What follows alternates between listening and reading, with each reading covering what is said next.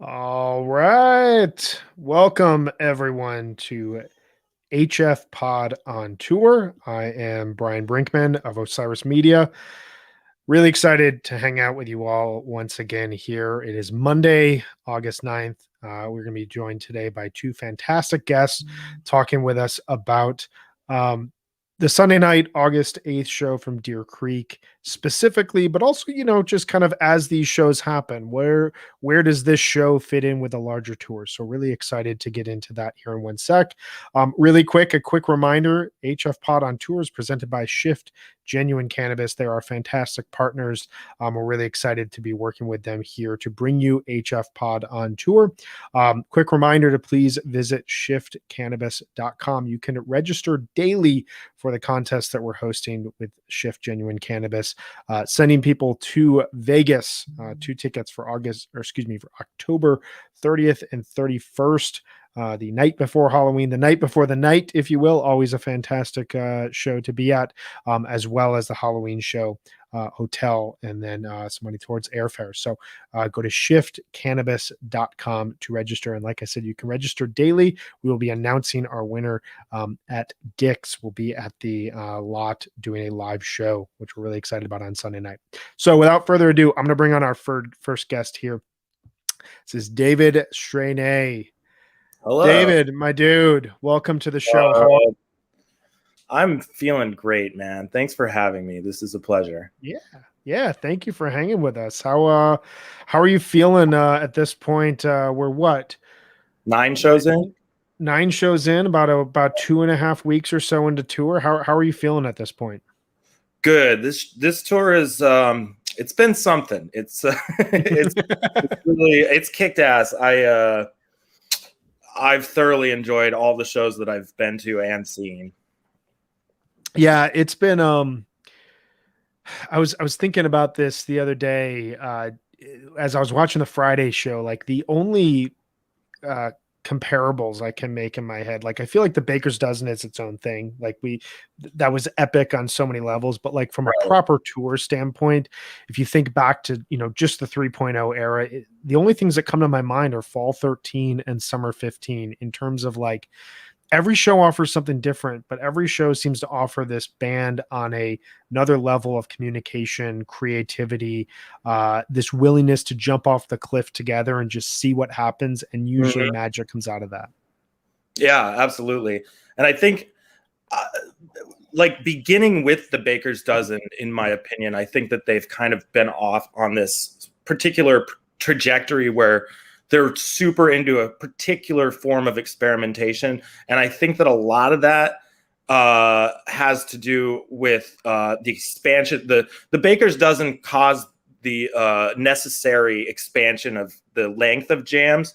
And also it incorporated, I think, a key element, which is more synthesizers. Page's synthesizers are huge in this tour. I think that like I'm loving it. I'm loving the reconfiguration of his setup, and I'm pro synthesizer. Yeah. From a gear standpoint, like ever since those tones kind of came into play, I always think back to the massive simple that we heard from Chicago a couple shows before the Baker's Dozen, when like I agree with a point of yours, like the Baker's Dozen made it necessary for the band to say we have to kind of play a 20-minute song every night. Sorry guys, but we have to, and like that they took a leap forward there, and you heard it, going forward into 2018, where they were still experimenting past 18, 19, 20 minutes, but now they're kind of peaking a jam and then bringing in all these kind of weird experimental sounds and tones into it. And you heard it even into 2019, which kind of felt like a reset in some cases to my ears. But I'm right there with you. It feels like 2021 is this kind of extension of what we were starting to hear in early 2017. Yeah, absolutely. And not to diminish the rest of the band, of course, I'm really digging like everyone's tone. Like Trey's tone right now is insane. And just all of the new, you can tell that they had time during quarantine to really mess around with a bunch of shit and really they've brought all of these new elements to it, and they're really having fun. That's what stands out the most, is you can tell they're all super pumped to be back, and they're having a lot of fun, like bringing all of this new tech and just energy into it. Yeah, the aspect of fun, and also like what you said, sitting in their home studios and their apartments and their houses for, a year and a half, and their job is to continue practicing and writing music. And you've got to imagine, at least from my perspective, I look at it and I think, in a normal touring cycle year, in a normal year, they probably on a personal level reserve some time to, go back to basics, to improve, to communicate with each other outside of a paying audience. But they're also busy. They have all these multiple projects. Suddenly all of those projects stop, and there's this unknown of, when are we going to play together again? Well, what does the band decide to do, or what can they do? Really, at that time, it's just like practice, honing their chops, and they come back all fresh, all able to communicate.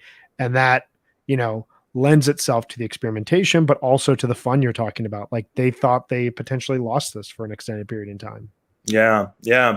And I'm so grateful to have them back. I was thinking about, like, there were naysayers who were like, oh, they're going to be so rusty. It's been so long. And I'm just like, are you serious? Like, have you not been watching what Trey Anastasio has been doing for the last year and a half? Like, Right. Not watch the the Beacon Jams? Did you not, like, well, so I went to the first 5 solo Trey shows where he had the and Jeff Tansky, and it was like, he sounded incredible, and he was getting through all of those very complicated composed pieces perfectly. And I think, also him working with Jeff Tansky during the pandemic, like, I think that was huge. And everyone is so well rehearsed, whether, individually or like as a band. It's just, it sounds so much tighter, in my opinion. Not that 2019 was loose, but yeah. Yeah, no, I agree. There's a tightness to it, and there's that kind of release of, like, what we were just talking about. Like, they didn't know if they were going to lose this, or if they were going to get this back again, or when they would get it back, and so they all came back hyper motivated. I want to ask you. So you saw the Trey shows, and then you saw a pretty good portion. You went to Peach as well, so you saw Oysterhead, and then you saw the Trey sit-in with Solis, which was fantastic. And then you saw a good number of these shows to kick off the 4.0 era. Tell me what kind of stood out for you overall from Arkansas through Nashville, and then we'll kind of transition to talk a bit about Deer Creek. Yeah, so I did the first 6 shows. So I think very quickly things kicked into gear. Arkansas was a really good show. It was really fun. The energy was obviously really high. But when they got to Alabama, that was really, I think you could tell it was like, okay, we're taking this to the next level immediately. And I think that really brought out with, like, the Ghost in the first set, obviously the Carini and the Golden Age in the second set. And that was that Alabama show was one of the highlights for me so far. But both nights of Alpharetta were real. I think those were my favorites that I was at, even though Nashville night 2 second set, that was my favorite set that I saw. Yeah. In terms of energy and just like everything, Alpharetta was fantastic. Just kicking it off with Sand, which is one of my favorites. And then that really weird Everything's Right was great. And I don't know. I think that the energy has just continued to lift. It maybe went down a little bit for Nashville night 1, but it was still a fantastic show. Had my favorite opener, Punch You in the Eye. Totally. And also my favorite Fish song, Divided Sky. So I have nothing to complain about with that show. That makes 2 of us. Nice. Yeah, I mean, I think it's interesting. You talk about Alpharetta being, such a high energy show. Obviously, this tour was reconstructed and flipped on its head in a number of ways because of the pandemic. But the band always seems to bring something extra to Atlanta. And if you look historically, I mean, obviously there's the Roxy show from 1993, but even before that, like whenever the band would come to Atlanta, it seemed like this. We've got the Northeast locked down. We know whenever we go to a larger city in the Northeast, we can play to, a friendly audience. But, if you listen back to 92, 93, 94, every time that they would come, 95, the Fox run in 95, every time they'd come through Atlanta, it felt like they were on the East Coast, but they're in a different region. And so they need to bring something more. And they always seem to get a really good reception there. And I think back to 3.0 tours that would go through Alpharetta or Atlanta, you think 2013, or excuse me, 2015, the famous Kill Devil Falls show. 2018 had a great 3-night run at Alpharetta. Yeah. Having those shows be so early in the tour, I think almost set the band into this level that they may not have been prepared for because there was so much energy simply just playing in Alpharetta. Yeah. I agree completely. The last time I saw Fish in Atlanta was 2000. Oh, wow. I did all of summer and fall 2000. Awesome. And for one reason or another, I just didn't make my way down south until this year again.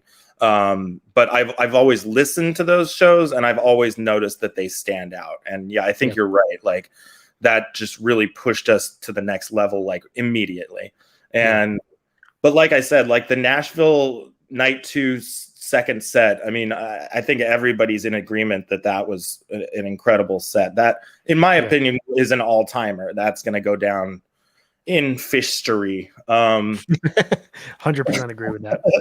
But that was really good. So then I had to hop off tour for a little bit. I'm getting back at Atlantic City, but I did couch tour for all 3 nights of Deer Creek. So, I mean, simple. Night 1, I mean, that's one of my favorite Fish jams ever. I'm super into like weird, fucked up like noise. I listen to a lot of that outside of Fish, and that Simple was like right up my alley. But I mean, everybody enjoyed it, but it was so weird. Yeah, I mean, it to me, from simply just a fish contextual standpoint, it harkened back to, late 1999, the Japan tour, just in terms of like a band that is almost a rock band that doesn't necessarily care that there are 15, 20,000 paying customers there, that they have an opportunity to kind of dive inside of each other's heads, hear what other weird ideas Mike has versus what Trey is throwing out there. What can Fish add to this? What are Page's synthesizers adding to this? And it really just reminded me of an era of the band that, we've heard bits and pieces of it throughout the last few years, especially. But if you think back 10 years ago, the summer 2011, you weren't, I mean, you were hearing the Storage sound, but like it felt more like a medium, like a means to an end to get them to where they wanted to go. This just felt like a band that was able to like jump into their subconscious and say, these are kind of the sounds that are bouncing around in our heads and in our souls. And like, this is who we are in this light. And I'm right there with you. Like I listen to a lot of ambient drone based like noise music. I love Brian Eno. I love Animal Collective. I love like Nicholas Jar, Owen Tricks Point Never. And like hearing these types of sounds from Fish over the course of 25 minutes, like we're not just talking about a segment of a jam. We're talking about the entire jam is pushed with these sounds. It blew my head off. And I'm right there with you. Like I felt like, am I being hyperbolic by saying this is one of the best jams the band has ever played? But like the more I listen to it, it's up there with some of the best moments of creativity that we've ever heard from them. Yeah, 100%. Yeah, I'm with you. Like one of my favorite bands of all time is Sonic Youth. So, oh yeah, and yeah, If that tells you anything, kind of an Yes. wall of sound kind of stuff, which Yeah. was, I think, apparent in that Simple jam. But yeah, Yes. so all 3 nights of Deer Creek have been solid. Obviously, we have to talk about last night. Yeah. Last Yeah. night was wacky, but like in the best way. That one, a huge reason why I love Fish is because they're funny and they don't take themselves super seriously, and that was very apparent last night. You know, like I love humor and weirdness in my music, and that was like they just put that on display. Yeah, I think it's going to be a really. So I have not gone back and re-listened to the set after experiencing it live, and I feel like it's one of those sets. Like I feel like it has a different vibe to, say, the Tweezer set from Merriweather Post 2014, in the sense that like when they do a Tweezer Fest, it like harkens back to a very specific time period in Fish history, and there's almost like a celebration over it. Mm-hmm. I'll be fully honest, like in the moment, I loved the bathtub gin. I loved that they were going into waves. And then I was really, really thrown off when he started playing Ghost and then Sally. And it took me a few songs to be like, okay, I see what they're throwing out here. And this is a historic callback to 1993, 1994 Fish. Mm-hmm. But I do think it's going to take a few listens to really understand what was going on and what like intentionality was there. That said, the best thought I have right now is this is a band that 7 or 8 shows in is locked in from an improvisational standpoint. And there's another side to Fish, and you were absolutely right about it. It is this humorous side that is not cool at all, and it's not like accepted in mainstream rock and roll and classic rock.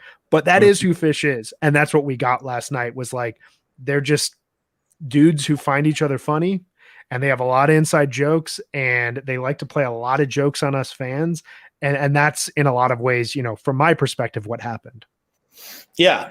I mean, there were highlights to that second set. I thought Most Events Aren't Planned was great. I mean, Bathtub Gin was great. Yeah. And the Slave to the Traffic Light encore was great. But I mean, that just like all of the weird segues into weird versions of I was just thinking, like, first of all, if this is someone's first Fish show, like, oof. Ugh. And second of all, like uh like I felt really bad for. Oh no, did I freeze up? You're good. You're good. Keep going. Still hear me? Yep, I gotcha. Okay, well, I'm still here. I felt bad for Scott Marks particularly. I was like, I know he's just like sitting in setlist hell right now. Yeah, around the time that like they started quoting Martian Monster, and we don't know exactly what they're playing at that point in time.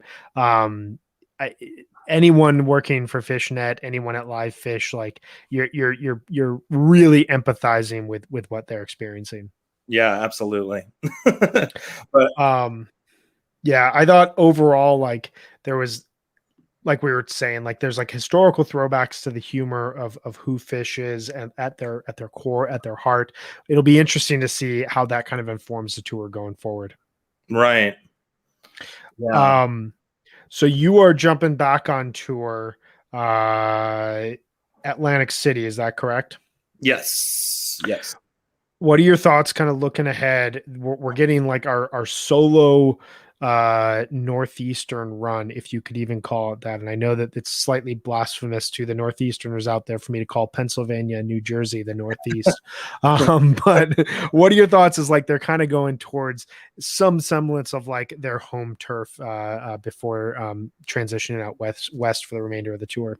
Yeah, no, it's going to be great. I mean, it is 100% their home turf. I mean, both Trey and Paige are from New Jersey, and Totally. you know, and yeah, I think Pennsylvania will be good too. But I'm really looking forward to AC. I've been looking forward to this since they announced it. You know, I just like on the beach in Atlantic City is going to be, it's going to be epic, and I think they're really going to bring it. I think that they're really, you know, because they know that a lot. This is like these are the first shows that a lot of us Northeasterners are joining. Totally. tour. And so, I mean, they're really gonna want to put on a show. Yeah. Yeah, I agree. I think you know, building all this energy and hearing so many highlights that we've heard throughout the last few shows, and getting your first Deer Creek 3-night run since 2003. I feel like the band is at a point where like they're going to go and they're going to play to really welcoming audiences. We're in a position where like we could see 5 straight shows thrown out here that like all of them you're wondering which was better than the other because they're all that good. Right. Yeah. Awesome. Well, David, I'm really excited for you to be able to get back out on tour. I think it's going to be a ton of fun for you. You're doing AC, And then the and Gorge. then the Gorge. Awesome. Have you been to the Gorge before? Yes. So, God, I wish my camera wasn't frozen. You're good. You're good. Yeah. So I'm from Seattle originally. I've lived in New York City for 8 years, but I've been to every Fish show at the Gorge since '99. My Awesome. My first 2 shows were Gorge '99, and I go back every single time. It's my favorite venue, not only to see Fish, but just to see music in general.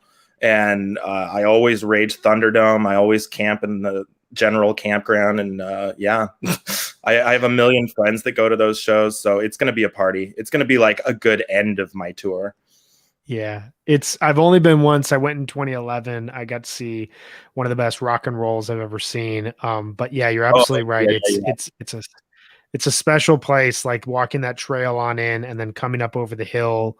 You've got yeah. like the merch tents and a couple drink and food tents, and then you come up over the hill and it's like you just see the entire, Columbia River Gorge. It feels like just like unveil itself to you. And oh, by the way, there's a stage where Fish is going to play. Yeah, It's ridiculous. I know. It's magical. It's a magical place for me, and I can't wait to go back. Awesome, man. Well, I sincerely appreciate you coming on and talking with us here about the tour thus far, and wish you the best as you get ready for AC in the Gorge. Yeah, thanks, man. Thanks for having me. This has been great. And Awesome, man. yeah, enjoy the rest of the tour. I will. I will. You as well. We'll talk here soon. Cheers. All right. All right. Thank you, David, once again for hanging with us. We are going to bring our second guest on here in 1 second, Mark Douglas. Really quickly before we do it, I just want to remind everyone listening, HFPod on Tour is presented by Shift Genuine Cannabis. We love our partners at Shift Genuine Cannabis. For anyone who missed my pre-show announcement, we have a contest running with Shift Genuine Cannabis through the Dick's until the Dick's weekend.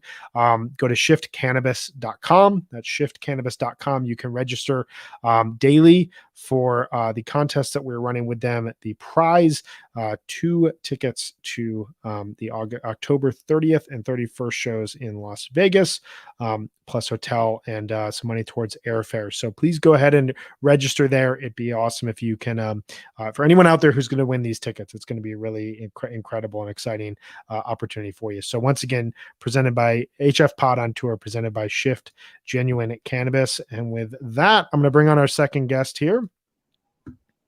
Mark, how are you?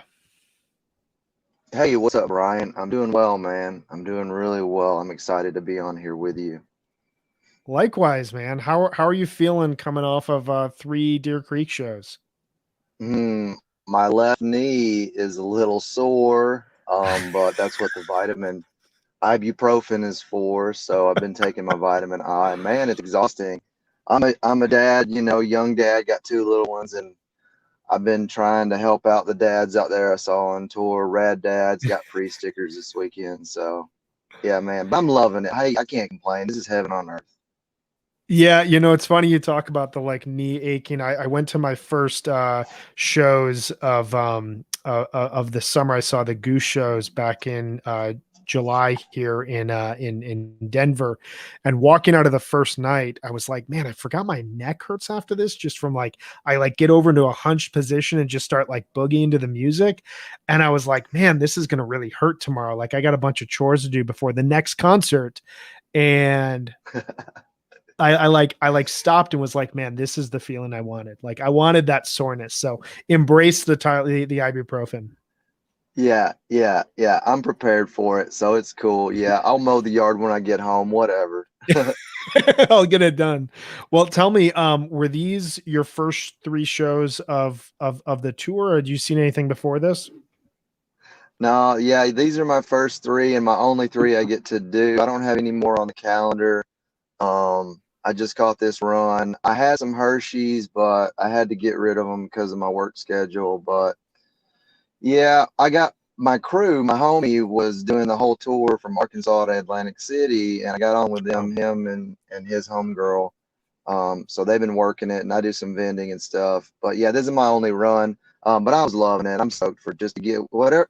It's all cake right now. You know, anything we get after 2009 is cake. It's so funny you say that, because like I've often thought back, like, you know, I was at Coventry. They were my 7th and 8th Fish shows. I was 19 years old, and I remember just walking out of Coventry having this sense of like my favorite band is gone, and I didn't even like get a chance to really experience who they were. And every show I've seen since '09 has been this sense of like, this band shouldn't exist anymore. And yet, not only did we get the 2009, 2010 kind of like review of what it meant to be a Fish fan, but then beyond that, I was at the Dick's run in 2012, and that, you know, for me was this moment of like, whoever they were over the last 4 years, they are a completely new band now, and everything that we hear from here on out is uncharted territory in so many ways, and we're still there, and we lost them for 18 months due to a pandemic, so it's even more cake, if you will. It is, man, and they are playing with so much potential right now. Yeah. Excuse me, I'm a little hoarse from barking in a lot. So much potential. uh, yeah, so much potential. It's just anything can happen at any moment, and Yeah. they're confident about where they can take it. They're bubbling over with possibilities right now. Well, tell me, what were some of the moments that stuck out to you throughout the last couple of nights, that had that potential, that had that energy, that had that intentionality? Well, when we got down with Carini from the get go, it was like, it's on. This run is on. Yeah. And then after that, man, well, the Blaze On too. The Blaze On is like, holy cow, best Blaze On to date. I won't say ever, because who knows, but for me, best Blaze On to date. And then Yep. after that, that simple was like, I mean, no disrespect to any mental health, but it was psychotic, it was schizophrenic, it was unhinged. The simple was unhinged, and I had no idea where they would take it. That was beautiful. Night two, was a little different for me. I feel like night 2 was like Saturday night special. I heard y'all talk about make it accessible, bring it to the people. I had a little joke online saying like, it's Broadway Trey trying to connect with the people, doing his showmanship a little bit. He's still on the channel, but a little bit of that. The possum was fun. It was really great. I loved it, no doubt. My least favorite of the 3, but still a standout show.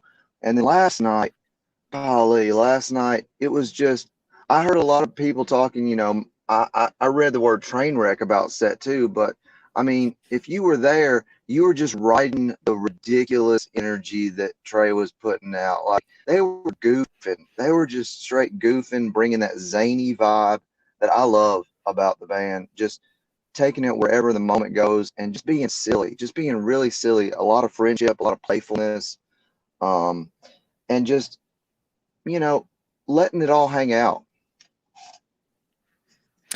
It's a really good point that you made about the being in the venue, and I feel like the third night at Deer Creek will be historically one of those shows that you had to be there for.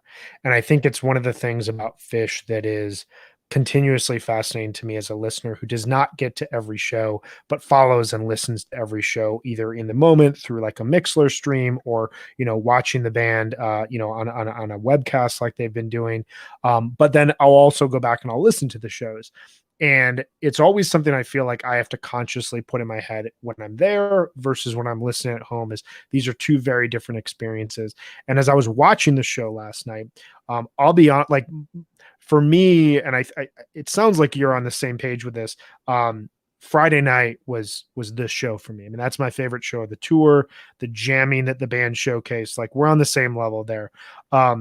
when they jammed out Bathtub Gin last night, I was blown away. I was like, I love this direction. I would love to hear how this set goes if they continue to experiment. I was really thrown off when Ghost came into Waves, and it took me a few songs to get recalibrated. But watching it, the entire venue was losing its mind. And so I want to hear just from you from like a pure standpoint. What was it like as they're going into different songs? Are there people bummed out, or are people just like hugging each other, celebrating, like in like enraged, like loving what's happening? I'll tell you what, man. My crew was loving it. I had like a new friend that just showed up. We were in the PAV, in the back of the PAV on page side, way in the back. In section D, just in the very back row of the PAV. And I'm right there with you. Some people said it was a nice segue. He took a hard left for me into Ghost. Like, that was a really hard left, and it threw me for a minute. And I was like, what are we doing? And in that moment, I was a little thrown off my game. But then he brought it around. I got my notes here in front of me, and last night was a note taker's nightmare. Let me see, where's my Ghost? Yeah, I got hard left in the Ghost, and then sneaky, and say it was sneaky. That's what he did. He got sneaky to bring in the Ghost, and then he brought in the sneaking Sally, and then he got playful with the story of Sally, and then I had to just sit down there 20 years later and be like, well, fucking hey, man, excuse my French. I know it's R-rated on our podcast here.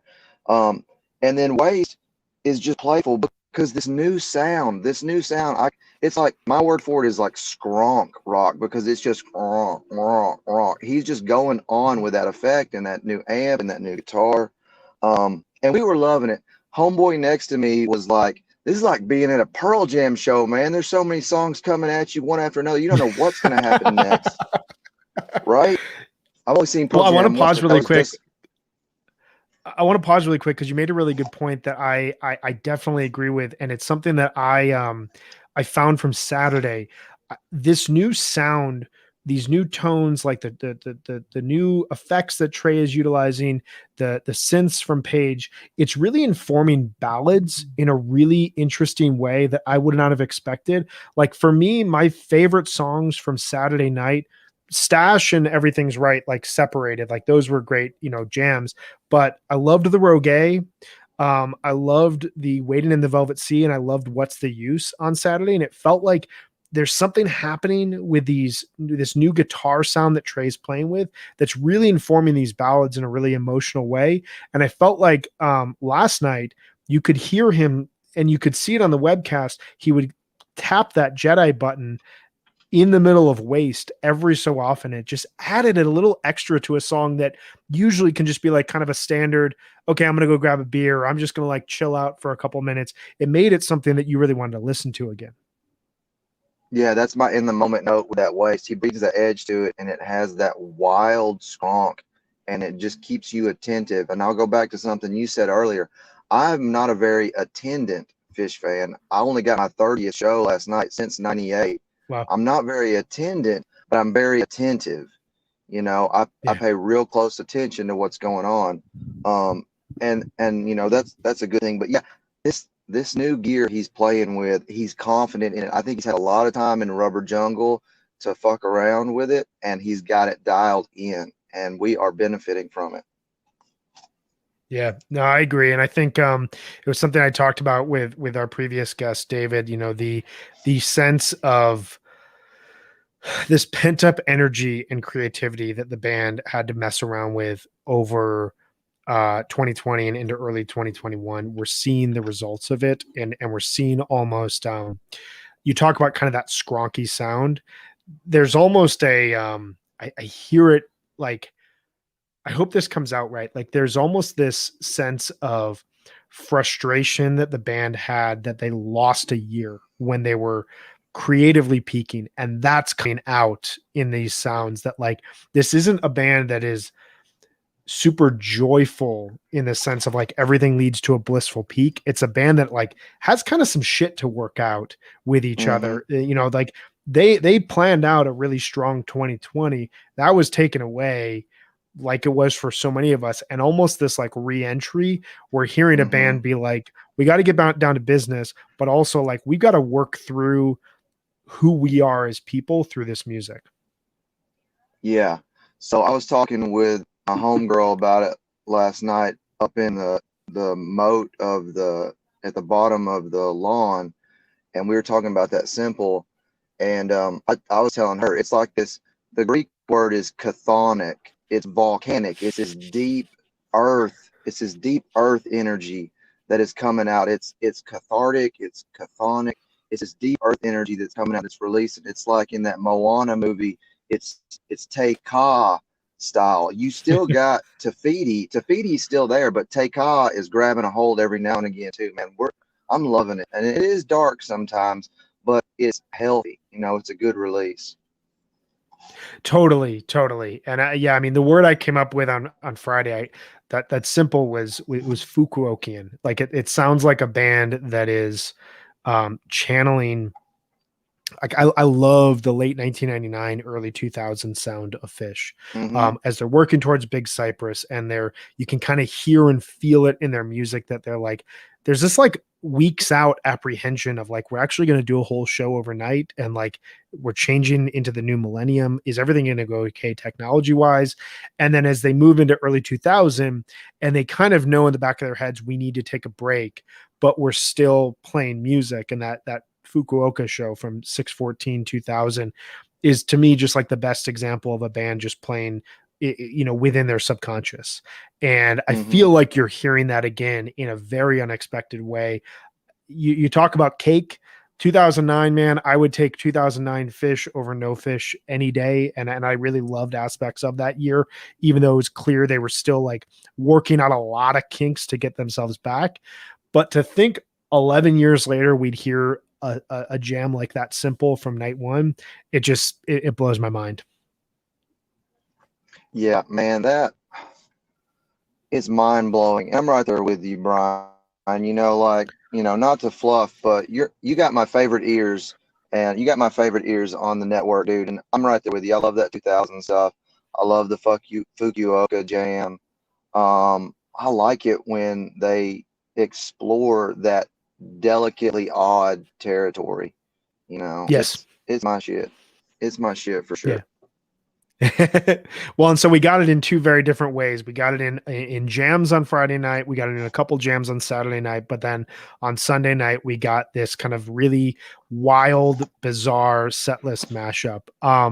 So you're hopping off tour at this point in time. The band is obviously moving on to Hershey, Atlantic City, and then the West Coast.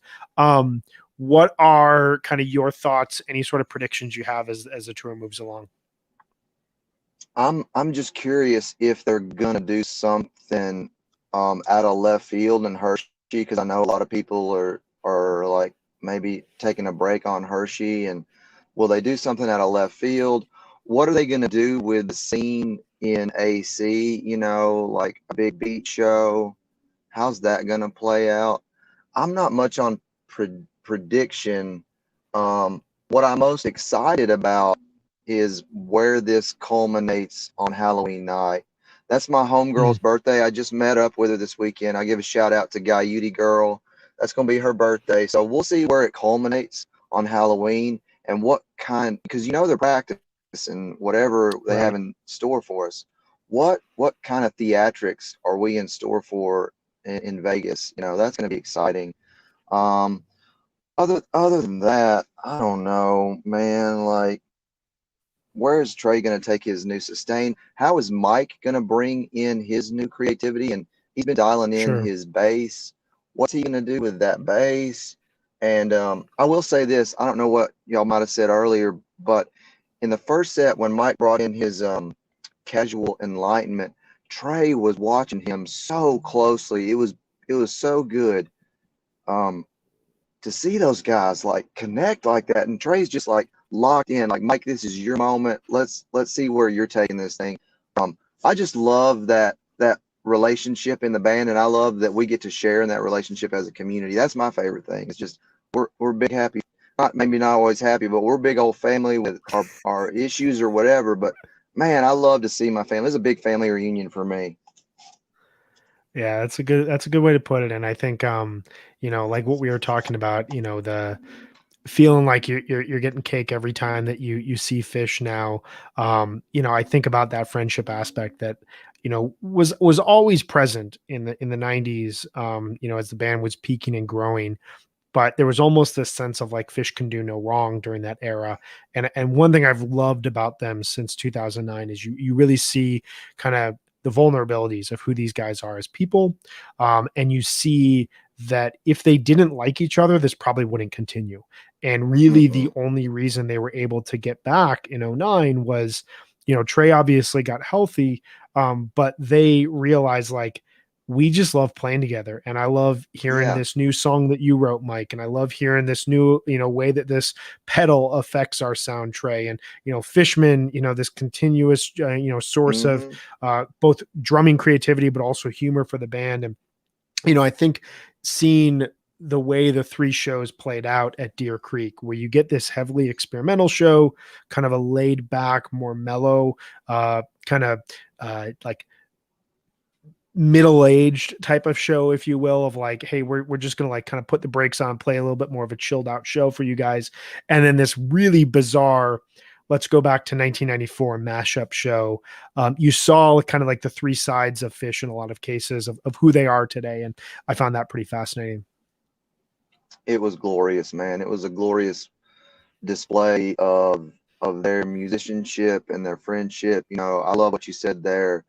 Page is coming into his own with his synths. He's changed his rig around, and he's really driving his synths.